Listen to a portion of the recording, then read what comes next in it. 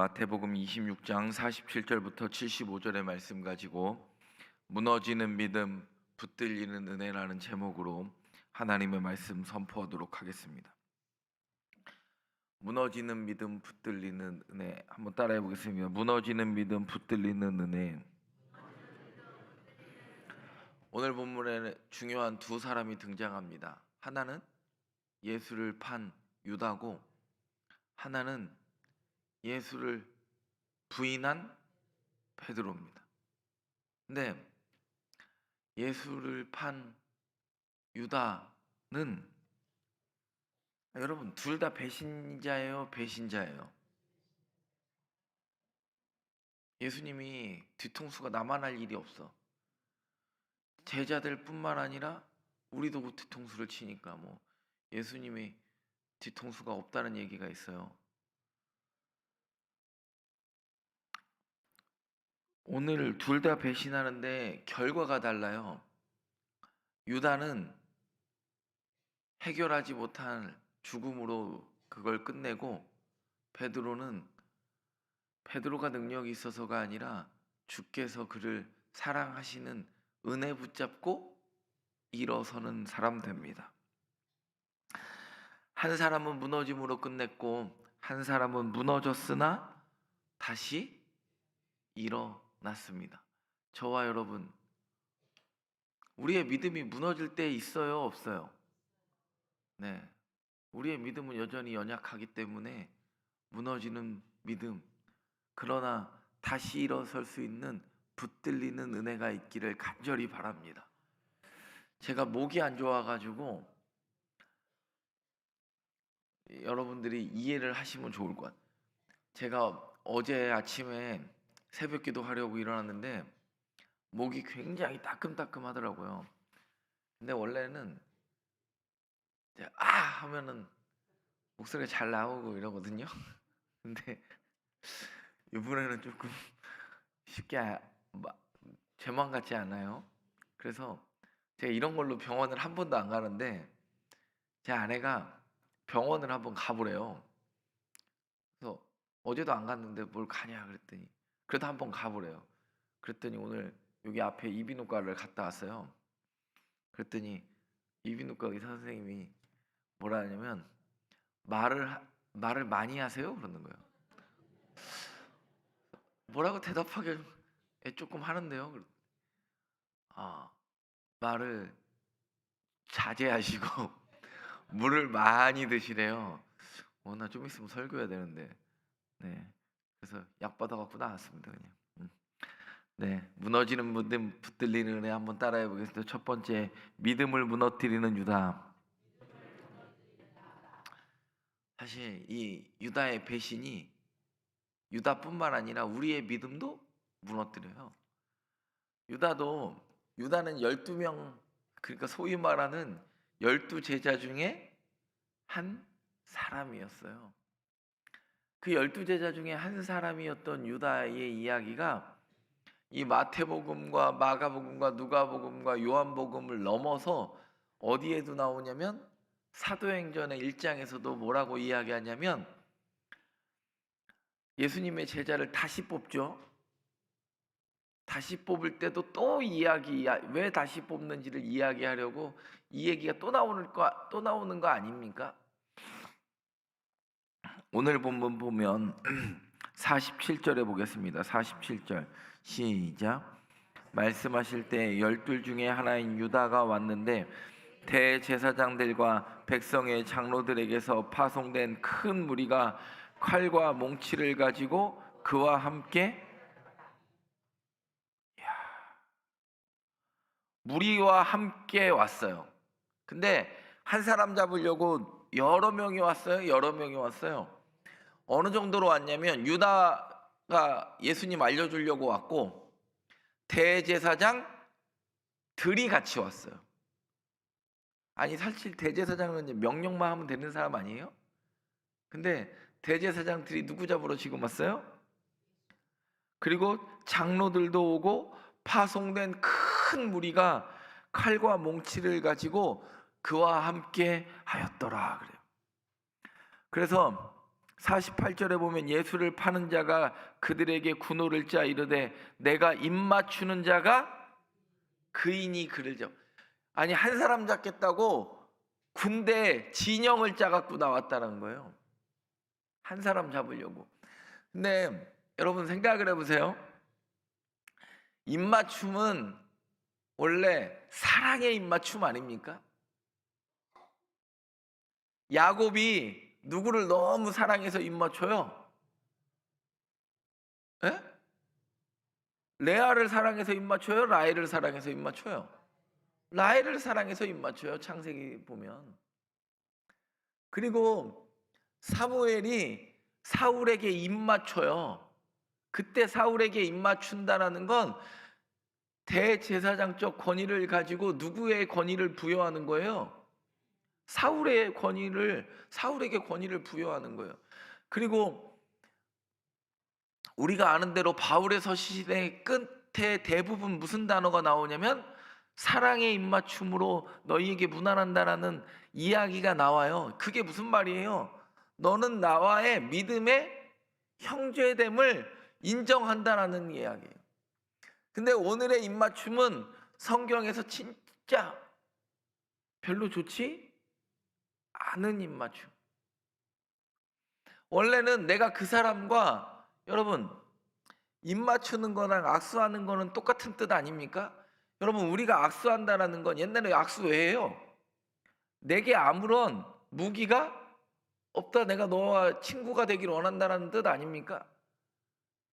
아니 여러분 입맞추는 것도 마찬가지죠. 내가 너와의 좋은 관계를 유지하고 내 권한도 누구에게 있다라는, 내가 높은 사람이면 내 권한이 너에게 있다 인정해주는 입맞춤인데 오늘 입맞춤은요 가장 부정하고 더러운 입맞춤이에요. 이건 벌써 친구여 내게, 여러분 기억나실지 모르겠는데 예수님이 친구여 하면 좋은 일 일어나요? 나쁜 일 일어나요? 기억나시나 보네. 나쁜 일만 일어나요. 친구는 이거는 진짜 친구에게 하는 이야기가 아니라 조롱 섞인 이야기죠. 친구야 네 일 해라. 그리고 나서 이렇게 이야기합니다. 51절에 보면 51절 예수함 시작.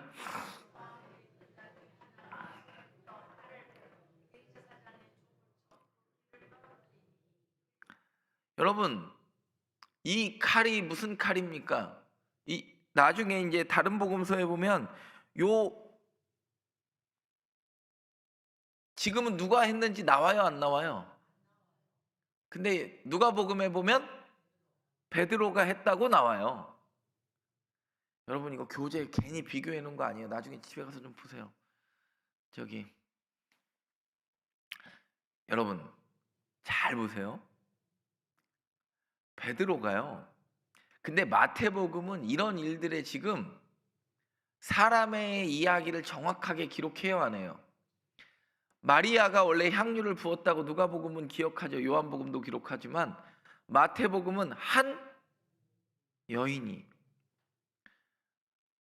나귀 내놓은 사람도 기억 안 하고 향유 부은 사람도 기억 안 하고 다락방 내준 사람도 기록한다 안 한다? 안 한다. 근데 이제 나중에 보면 그게 마가의 다락방인지를 알고 향유 부은 여인이 마리아인 줄 알고, 다른 복음서와는 마태복음은 일부러 그 사람들의 이름을 철저히 감춰. 가끔 목사가, 여러분 이 앞에 있는 목사가 유명한 목사 됐으면 좋겠어요? 무명한 목사 됐으면 좋겠어요? 아니 여러분 제가 유명한 목사 되면 여러분이 좋을 게 뭐 있어요? 예. 유명한 목사든 무명한 목사든 날마다 하나님께 붙들린 하나님의 종 되기를 간절히 바랍니다. 칼에 대해서 잠깐 이야기를 하려고 그래요. 그래도 수요 예배는 성경 공부적 이미지가 있으니까 화면을 한번 전환해 주시면, 칼을 든 제자와 시카리가 있어요. 이게 26장의 이건데 왜 칼을 들었을까? 이렇게 이야기를 하면 오늘 51절에 뭐라 그래요? 칼을 빼어 대제사장의 종을 쳐 귀를 뭐 했다고 그래요? 왜 제자가 칼을 갖고 있었는가? 여러분, 예수님은요 칼 갖고 뒤집으려고 그러신 분이에요?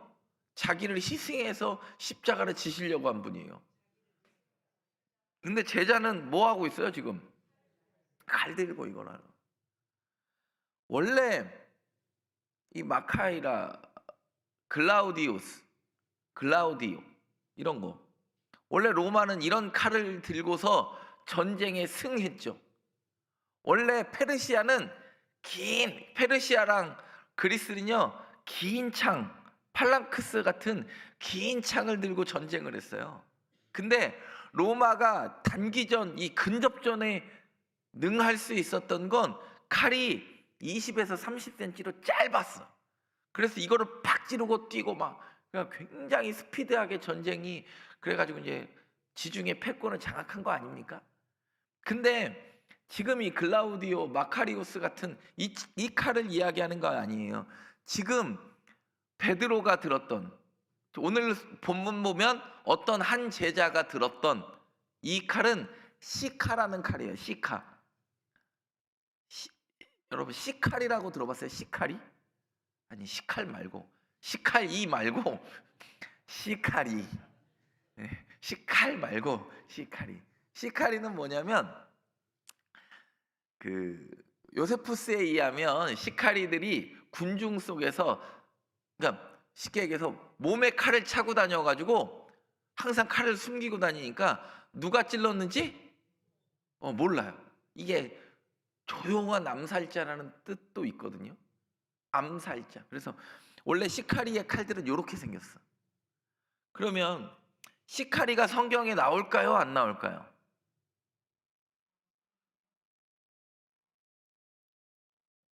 죄송합니다. 이런 거 자꾸 질문하면 안 되는데.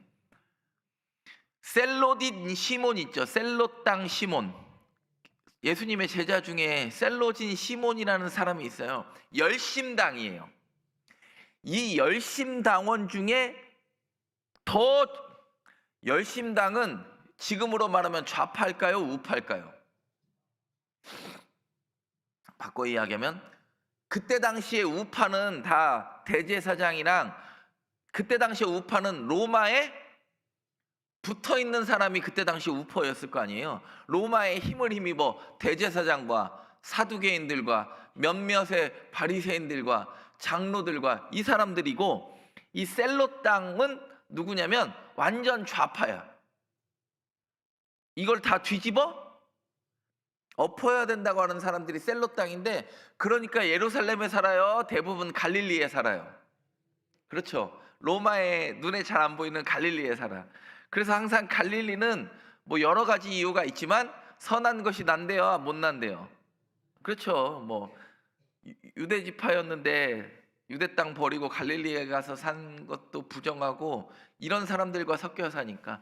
이런 좌파라는, 지금으로 말하면 셀롯 열심당 중에 더 좌파로 간 사람이 누구냐면, 그렇죠, 시칼이라는 칼 들고 칼로 이 로마의 정권을 뒤엎으리라는 유대인들이 이 시칼이에요. 그러니까 베드로가 이런 시카리가 쓰는 몸에 숨기는 칼, 원래 로마가 쓰는 칼이 아니라 몸에 숨기는 칼이 있었다는 건, 이런 걸 보고 베드로도 아마 시카리의 일원이 얻거나 예전에 과거에 그렇게 활동했을 거라고 보는 사람들이 많은 거예요. 왜요? 제자 중에 시몬, 가나나인 시몬, 셀롯 땅이라고 하죠. 그리고 중요한 거, 베드로의 이 행동은 딱 귀를 딱 치면서 이제는 뭐 하라고? 일어나자! 딱 치면은 막 다 칼 들고 일어나야 되는데, 예수님이 그때 뭐라 그래요? 혹시 또 움직일 제자들을 위해서 내 칼을 도로 칼집에 꽂으라. 칼을 가지는 자는 다 칼로 망하느니라. 그러면서 누가복음에 보면 그 귀를 치유해 주셨다고 나오고, 요한복음에 보면 그 귀에 고침받은 사람의 이름이 말고라고 이야기해요. 이게 왜 이러는지 잘 보세요. 요한복음이나 누가복음에 이런 일들이 일어나는 건 말고가 이때 귀가 한번 잘렸다가 치유받고 예수 믿는 사람 됐을까요? 예수 믿는 사람 됐을까요? 그래서 복음서에 써 있는 거예요. 그래서 복음서에 써 있는 거예요. 이야기합니다. 한번 따라해 보겠습니다. 칼을 들면 시카리가 되고 십자가를 들면 제자가 된다. 화면 다시 전환해 주시면, 여러분, 내 방법, 아까 우리 권사님 기도했던 것처럼 내 방법과 내 상식대로 내 문제를 해결하고 원수를 갖고 싶고 하고 싶은 마음이 우리 안에 날마다 불끈불끈 들어요. 여러분, 가룟 유다가 은 30이 없어서 예수를 팔았을까요? 아니면 은 30이 큰 돈이라고 그랬어요? 작은 돈이라고 그랬어요? 큰 돈도 아니고, 그리고 가룟 유다라는 이름 자체가 이 사람이 돈이 없지 않았을 것 같아요. 그리고 여러분 생각해 보세요. 세베대의 아들 야고보와 요한을 보면 물고기, 일단 그 동네에서 뭐 있어요? 배 있어. 배 아무나 가질 수 없는데 배 있어. 그리고 또 뭐가 있는지 하면 마가복음을 보면 품꾼들까지 있었어요. 왜냐하면 예수님이 부르니까 배와 품꾼들을 버리고 예수를 쫓았다고 그랬거든요. 그러면 배에 선주예요? 일용직이에요? 아니, 예수님의 제자들 중에 실제로 가난한 사람이 있어요, 없어요? 세리 마태, 이거 마태복음 쓰면 세리 마태. 일단은 마태는 절대 가난할 수 없어. 아니, 가버나움에서 세리하는데 어떻게 가난하겠냐고요. 이런 거랑 똑같은 거지. 압구정에 사는 거지 이런 거랑 비슷한 얘기 아니에요? 만약에 저기 마태가 가난하다 그러면 아무도 안 믿잖아. 우리 집은 압구정 현대아파트 75평밖에 안 사는데 아우 내일 일이 걱정이다. 그러면 사람들이 뭐라 그래요? 또라이라고 그러지, 또라이.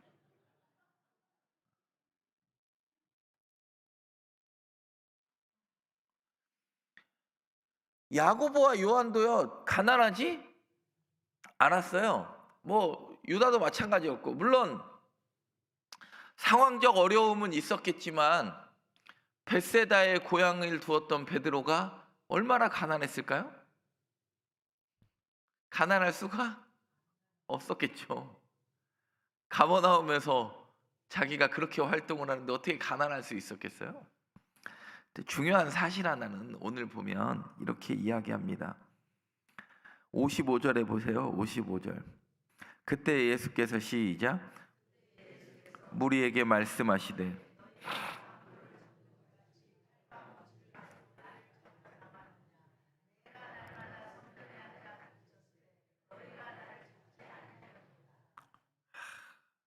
여러분, 네 방법대로 된다 안 된다? 너 지금 내 말 또 못 알아들었네? 목사하면 답답할까요? 안 답답할까요? 아니, 여러분 생각해 보세요. 목사가요, 이렇게 여러분들을 설교하거나 성경 공부할 때 가르칠 때 답답할까요? 안 답답할까요? 안 답답해요. 여러분들이 좀 잊어버려야, 내년에도 혹시 마태복음 들고 나왔어도 작년에 뭐 했지? 그럴 수 있잖아요. 안 답답해. 근데 성경이 이야기해요. 네 방법대로 하지 말고, 네가 원하는 대로 하지 말고, 네가 생각하는 대로를, 그 방법을 내려놔야 하나님이 일하신다. 여러분, 우리는요 신앙생활하면서 그거 배워야 돼요.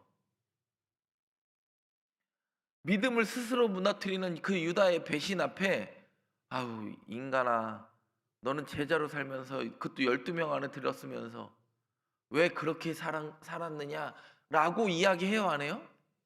안 해요. 할 수가 없어요. 유다 같은 모습이 우리의 모습이기 때문에. 우리의 유다 같은 모습 때문에 우리가 믿음이 넘어지기를 얼마나 수백 번 합니까? 목사도 마음이 녹아져 내릴 때가 있을까요? 없을까요? 있다니까. 많은 생각이 들어요. 오늘 우리가 부교육자들하고 점심 먹으러 가면서 그 얘기했네. 야, 드디어 4월입니다. 2월 18일에 시작할 때는 언제 4월 오나 했는데 여러분 우리 시작할 때는 깜깜해서 암흑 같은 시기였는데 벌써 새벽 기도 올 때 날이 밝아졌어. 그리고 벌써 4월 왔어요. 이번 주 목, 금, 토 남았네. 그랬더니 진짜 부활이 올 것 같아. 여러분 사순절 새벽 기도하니까 부활절이 간절히 기다려져요. 더 천천히 왔으면 좋겠어요. 아 부활절 계란 먹기가 이렇게 힘든가 싶잖아요. 너무 막 부활절이 여러분만 기다려지는 게 아니라 막 저도 막 예수님이 부활하는 게 아니라 나도 부활할 것 같아요 갑자기. 여러분 혹시 여러분 유다의 배신과 같은 우리의 그런 모습이 있다면 그 무너짐이 유다의 무너짐으로 끝나지 않기를 바라고 그 무너짐 앞에 다시 일어설 수 있는 저와 여러분 되기를 간절히 바랍니다. 무너지는 믿음 붙들리는 은혜 두 번째 한번 따라해 보겠습니다. 예수님을 정죄하는 종교. 야, 누구에게로 끌고 가요? 57절에 시작. 57절 시작. 대제사장 가야바에게로 가니 거기 서기관과 그 결말 보려고 앉아 있으니까 59절에 시작. 대제사장 들과 온 공회가 예수를 죽이려고 그를 칠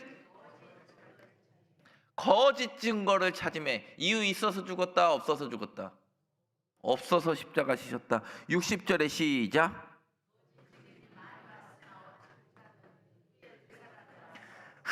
여러분 마태는 율법의 유효성을 강조하니까 항상 몇 증인법? 두 증인법. 맹인도 몇 명? 항상. 그리고 여러분 마태복음 읽을 때 꼭 느낌 이해하세요.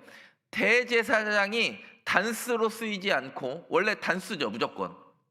여러분 구약에서 대제사장들이 복수로 쓰여진 적이 단 한 번도 없어요. 왜? 대제사장은 한 명이니까. 갑자기 우리 성전교회 위임 목사 들이옵니까? 성전교회 위임 목사는 저 하나잖아요. 성전교회 위임 목사와 부목사 들이오겠지. 근데 성전교회 위임 목사 들이오는 거랑 지금 똑같은 상황이에요. 그러니까 무슨 얘기냐면 어제도 새벽에 제가 말씀드렸지만 대제사장이 복수로 나오면 종교가 타락했다는 증거고 반드시 사고가 일어나요 안 일어나요? 종교가 타락하면요 큰일 나죠. 여러분 교회가 뭐 욕을 먹느냐 안 먹느냐 뭐 그게 지금 여러분들의 인생에 얼마나 중요해요? 그것보다 우리가 스스로 깨끗해지려고 하면 한국교회도 깨끗해질 줄 믿습니다. 누구를 뭐 하기 전에 뭐 묻은 개가 뭐 묻은 게 나무늘 한다고 우리가 하나님 보시기에 부끄럽지 않은 삶 살면 되는 거죠. 예수님을 정죄해야 해요 종교가요. 그러니까 뭐라 그래요? 61절에 이 사람의 말이 내가 하나님의 성전을 열고 사흘 동안 지을 수? 두 사람 왔는데 막 이미 말을 짜? 맞췄어요? 맞췄어요. 지네들끼리 짜 맞춰가지고 막 두 사람. 여러분 꼭 누가 생각나는지 아세요? 열왕기하에 나오는 아합이 열왕기 상이죠. 죄송합니다. 아합이 나봇의 포도원 뺏으려고 근심 걱정하니까 이세벨이 뭐 했어요? 불량자 둘을 세워가지고 이 나봇이 하나님을 저주하고 왕을 저주한다라는 부정적 소문을 퍼쳐서 나봇 죽여버려요. 여러분, 이 공회가요 올바른 판단을 해야 되는데 올바른 판단하지 못해요. 공회에 대해서 여러분들 그냥 오늘 시칼이 아니라고 그랬죠? 또 집에 가서 또 이렇게 시칼 아니라고 했는데 예수님도 시칼 들었다 이렇게 하면 큰일 나. 그렇게 하면 안 되고 화면 전환해 주세요. 화면을 바꿔주시면 사내들인과 헤롯의 성전에 대해서 제가 간단하게 설명을 해드릴게요. 원래 1세기는요 원래 대제사장은 하나님의 대리인적 역할을 하는 건데 누구의 하수인 되어버렸어요? 로마의 하수인 되어버렸어요. 그래가지고 보여드리면 저 위에 그레이트 사내들인이 이제 71명 있는 사내들인이고 로어 사내들인이 있었어요. 사내들인 그러니까 의원 사무실 같은 게 있었단 말이에요. 이거 좀 자막을 좀 없애주면 좋겠는데 그 사내들인은요 70명의 산헤드린 공회원이 있고 우리로 말하면 국회의원이 있고 항상 재판은요 홀수로 할까 짝수로 할까? 홀수로 해요. 왜요? 동률이 되면 안 되니까. 그래서 홀수가 아닌데 70명의 공회원이 있고 그 중에 대표 공회원이 누구냐면 한 명 대제사장. 그래서 전체 공회원은 총 71명이에요. 그래서 예루살렘 성전 옆에 깎은 돌이라고 쓰여 있는 곳이 가까운데 이렇게 빨간색 표시되는 거 보이세요? 저기가 원래 사내들인이 있었던 거예요. 사내들인의 모습을 보면 이렇게 돼요. 1번이 누구예요? 딱 보니까. 그렇죠. 2번은 몇 명이에요? 공회원 35명이 있고 3번이 누구예요? 그렇죠. 피고인. 그리고 4번은 서 있는 4번이 누구냐면 이 사람들이 서기관이에요. 이해가 되시죠? 이스라엘의 예수님 당시에 북쪽의 안토니오 요새에서 6월절이니까 밀란이 일어날까봐 이 수십만 명이 이 플랫폼 위로 올라와 있으니까 감시하고 사내들인 공의에서 오히려 성전에 나왔을 때 더 정결해야 될 사내들이니 더 타락하고 이 종교가 썩으니까 무슨 일이 발생해요? 예수를 십자가에 못 박아요. 그리고 성전 꼭대기는 기적의 쇼맨십, 나팔 불고 기적의 쇼맨십의 완벽한 무대였어요. 그러니까 예수님의 시험할 때 마태복음과 누가복음에 보면 사탄이 어디 꼭대기를 데리고 올라가요? 그 성전 꼭대기는 그 꼭대기가 아니라 그 나팔 부는 쇼맨십의 한복, 종교가 뭐가 되어버린, 쇼가 되어버린 그곳에 올라갑니다. 원래 1세기는요 이렇게 돼 있었어요. 세속시장과 안나의 상점, 대제사장 안나스와 가야바의 상점이 같을까요? 다를까요? 도진 개진이죠. 원래 사내들이는 뭐였어요? 사내들이는 71명으로 구성된, 우리로 말하면 대법관의 역할도 하고 종교적 최고위의 역할도 하는, 그러니까 우리로 말하면 대법관도 되고 국회의원도 되는, 그 중에 누구가 있어요? 화면을 다시 바꿔주시면, 그 중에 누가 있어요? 가야바뿐만 아니라 우리가 아는 공회원 또 누구 있어요? 아리마대 사람 요셉. 그 사람은요 언제 예수를 믿었는지, 예수를 경험했는지 성경에 기록하지 않아요.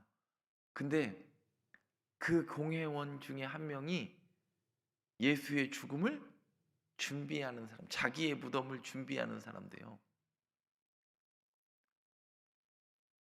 누구의 자기의 무덤으로 쓰려고 했던 그 아리마대 사람이 누구를 위해서 먼저 무덤을 계시하게 해줘요.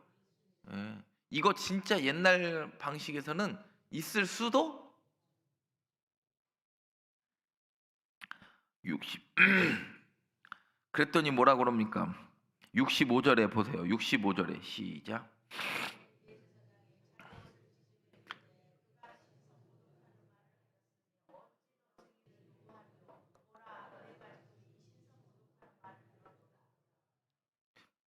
대제사장이 뭐 하는 짓이에요, 지금? 옷을? 여러분이 혹시 그때 제 레위기를 들으셔서 기억하시는지는 모르겠는데, 대제사장과 출애굽기도 마찬가지고, 출애굽기와 레위기의 제사장의 의복과 복장이 나오는데, 대제사장은 손과 얼굴 외에는 살이 보여요, 안 보여요? 그리고 대제사장은 아무 옷이나 입을 수 없어요. 그게 대제사장의 역할이었어요. 근데 대제사장이요, 누구 죽이려니까 자기의 옷을, 이게 지금 대제사장이 할 일이에요. 이게 지금 자기 옷을 뭐 하며,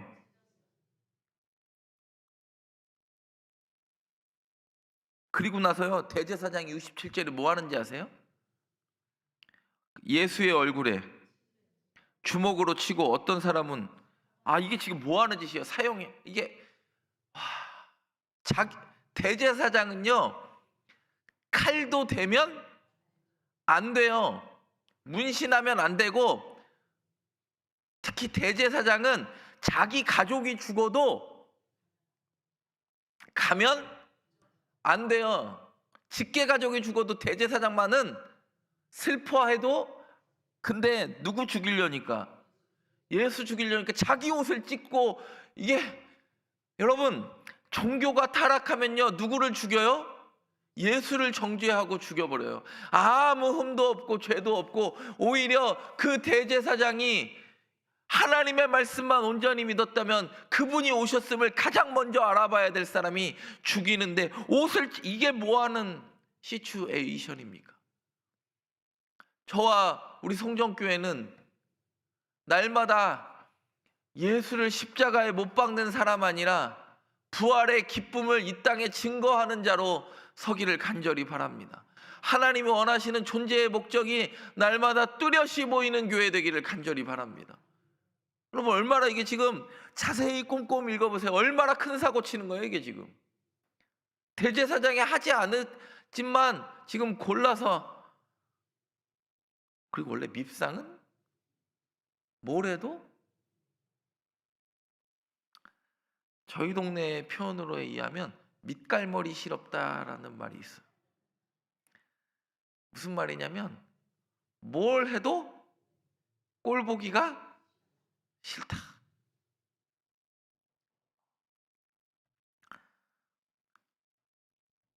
우리 교회가 다시 예수를 십자가에서 부활의 자리로 옮기는 기쁨이 있는 교회, 저는 다시 이 땅에 희망이 되는 교회, 빛과 소금이 되는 교회 되기를 간절히 바랍니다. 세 번째 한번 따라해 보겠습니다. 은혜를 붙들어야 서는 베드로. 우리가 아는 대로 베드로가 3번 부인한 이야기가 69절부터 나옵니다. 그랬더니 74절에 이렇게 이야기합니다. 그가 저주하며 맹세하여 이르되 나는 그 사람을, 3번째 부인하니까 뭐가 울어요? 닭이 울어요. 그리고 나서 뭐라 그래요? 심히 통곡, 밖에 나가서 심히 통곡. 여러분, 역사가의 기록에 의하면 베드로가 이 일 이후에 닭이 울 때마다 고통스럽게 매일 예수님이 생각나서 울었대죠.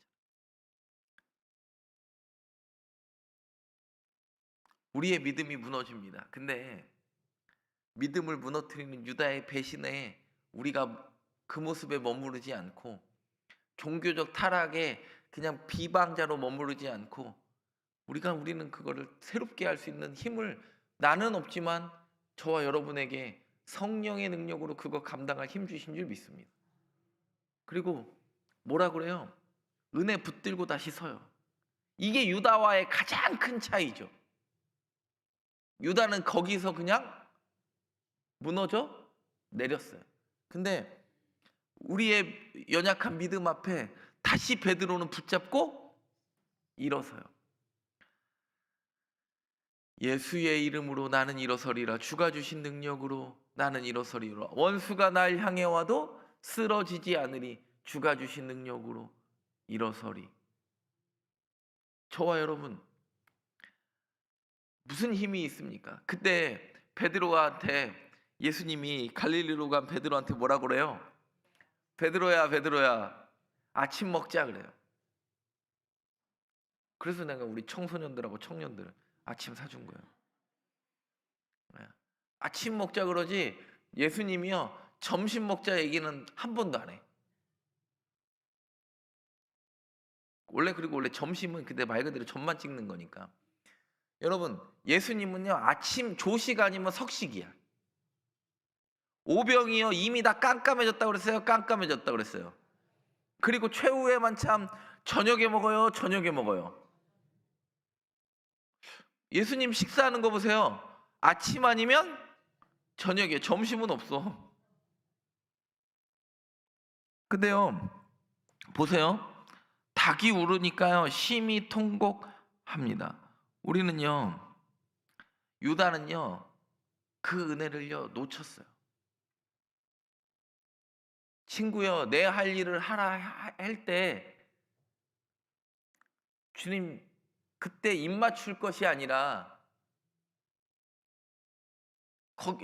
그때 예수를 팔 역할을 할 수밖에 없는 상황이 있더라도 입 맞출 것이 아니라, 주님, 내가 원래 이럴 마음이 아니었습니다. 그 말 한마디가 예수님은 더 듣고 싶지 않았을까요? 잘못을 후벼 파요. 예수님은 잘못을 후벼 파지 않아요. 가끔 제 아내가 이런 얘기를 가끔 저한테, 왜 이렇게 기억력이 좋아? 좀 잊어버려 그래. 저는 기억력이 나쁜 편일까요? 안 나쁜 편일까요? 안 나쁘니까 다 기억하니까 우리 아내가, 기억력이 좋으니까 피곤하대. 잊어버려. 근데 예수님은요, 저 같지 않잖아요. 이 앞에 있는 목사 같지 않잖아요. 너 이거 잘못했지? 그걸 이야기하려고 하는, 한 번도 그런 적이 없어요. 친구여 할 때 그냥 거기서 한 번만 무릎 꿇었으면 십자가 걷는 길도 예수님 기쁘셨을 거예요. 베드로 될 수 있었던 유일한 이유는 예수님이 배신한 것 같고, 너 이놈아, 너 어떻게 나한테 이럴 수 있냐?